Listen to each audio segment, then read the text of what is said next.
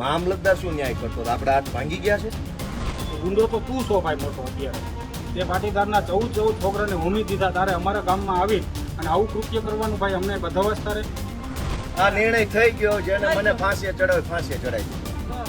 ધારાસભ્યને ફાંસીને ફંદે લટકાડે આ નિર્ણય કર્યો. હવે તારા કેવડો તો તારા બાપને લેતો આય.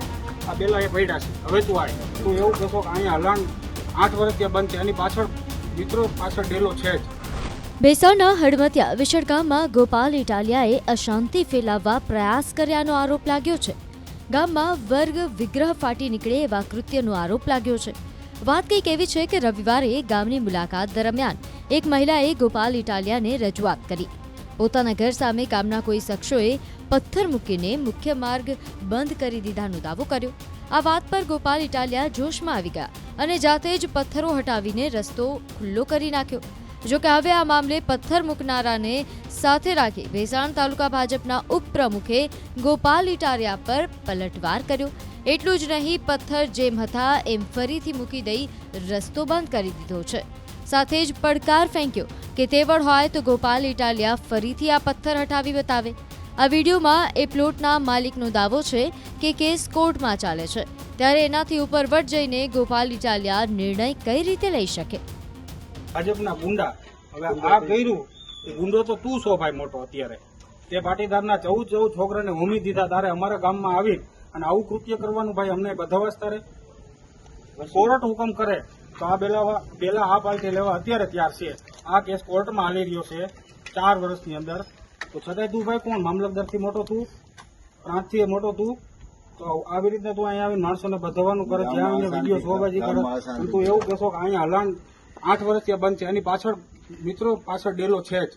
છતાંય આ લોકોને બે બાજુ હાલવું છે અને આવી રીતના ખોટા એ બધાવાના ધંધા કરે છે, ગામમાં અશાંતિ ફેલાવે છે. અને હવે તું એમ કહેશો ભાજપના ગુંડા અત્યારે બેલા રાખી દીધા છે, હવે તારા તેવડો તો તારા બાપને લેતો આય. આ બેલા એ પડ્યા છે, હવે તું આય. અને પ્રાંતના હુકમ ઉપર અને મામલતદારના હુકમ ઉપર પેલા રોજકામ કરીને પેલા અહીંયા મોકલે છે. જે મકાન એને બનાવે તેથી પથ્થર પડ્યા હતા, એવું નથી કે એ મકાન કીધા પછી નીકળે. પેલા મકાન પેલાના પથ્થર પડ્યા. એનો રસ્તો દક્ષિણ બાજુ મામલતદાર રોજકામ કરીને એને બતાવી ગયા. 292 વાળાનો સર્વે નંબરનો 292 નો સર્વે નંબર દક્ષિણ બાજુ ભરવાનો છે. કેસ જે કર્યો એ લોકો કર્યો છે અને એ કોર્ટ જે હુકમ કરશે એ અમને માન્ય છે. કોર્ટ હુકમ કરશે તે અમે હટાવી લેવું. કોર્ટ વિરુદ્ધ જઈને ગોપાલ ઇટાલી એવો બધો કોર્ટ વિરુદ્ધ જઈને પથ્થર ઉપાડવા કઈ રીતનું મારો પંચાયતને પૂછો. અને આનો મેટર શું છે એ પંચાયતને ખબર છે અને પંચાયત રોજકામમાં ભેગી જતી. ફરીથી પથ્થર મૂકી દેવાતા ગોપાલ ઇટાલિયાએ ફેસબુક પોસ્ટ પર ફરી ચીમકી આપી. ઇટાલિયાએ લખ્યું કે ગઈકાલે મેં ખુદ બેલા હટાવ્યા હતા, ભાજપના ગુંડાએ રાત્રે પાછા ગોઠવી દીધા. સાથે જ લખ્યું કે સ્થાનિક પ્રશાસનને મારી સ્પષ્ટ ચીમકી છે કે આ ભાજપના લફંગા ગુંડાને સાનમાં સમજાવીને 2 દિવસમાં આ બેલા ત્યાંથી હટાવવામાં નહીં આવે તો પછી આખા ગુજરાતમાંથી આમ જનતાને ત્યાં સ્થળ પર બોલાવીને ભાજપના ગુંડાઓને સબક શીખવાડવામાં આવશે. સવાલ એ છે કે ખરેખર અહીં દાદાગીરી કોણ કરી રહ્યું છે? શું ખરેખર કેસ કોર્ટમાં હોવા છતાં ગોપાલ ઇટાલિયાએ આ પ્રકારે કાયદો હાથમાં લેવાનું કામ કર્યું છે? ઇટાલિયાએ રવિવારે વિડીયો બનાવીને ખુલ્લો પડકાર ફેંક્યો હતો. આખા ગામને દબાવે અને આખું ગામ જોઈ રહે, એ શરમનો વિષય છે. એક બેનના ઘરની આગે આ બધું બંધ કરી દીધું અને કોઈ એને કઈ કે નહીં. મામલતદાર શું ન્યાય કરતો? આપણે હાથ ભાંગી ગયા છે. મામલતદાર આટલું જીવીએ છે આપણે. આટલી હદે ખોટું થયું. આ કોર્ટમાં ગયો ભાઈ તોય નિર્ણય નો દીધો અમને આજે 8 વર્ષ. આ નિર્ણય થઈ ગયો, જેને મને ફાંસીએ ચડાવે ફાંસીએ ચડાવી દે. ધારાસભ્યને ફાંસીને ફંદે લટકાડે આ નિર્ણય કર્યો છે. કોના હિંમત છે એમ જોઈએ છે. એક બેન આરે આવું વર્તન થાય, આ કઈ વ્યાજબી વાત છે? ભાઈ ફટાક્યા દિવાળી અહીંયા ફોડાવે. મારું કેવું ને અહીંયા ફટાક્યા ફોડાવે પછી એમ કે હરગાવી નાખો, અંદર નાખો. જો કેતા જાય ધોઈડા જાય. તમને બધાને વિનંતી કરું છું કે થોડોક બેનને સપોર્ટ કરજો. સમજના હતા હે જે હોય ગુંડાનું નામ નથી લેવું. તમે બધા ભવિષ્યમાં ગમે જ્ઞાતિના હો, આ બધી જ્ઞાતિના છે, બધા ધર્મના માણસો. ખોટું થતું એને બોલવાની ફરજ તો બધા ધર્મમાં લખી છે કે નથી લખી? બધાના પોતપોતાના ધર્મ ગ્રંથોમાં છે કે નહીં?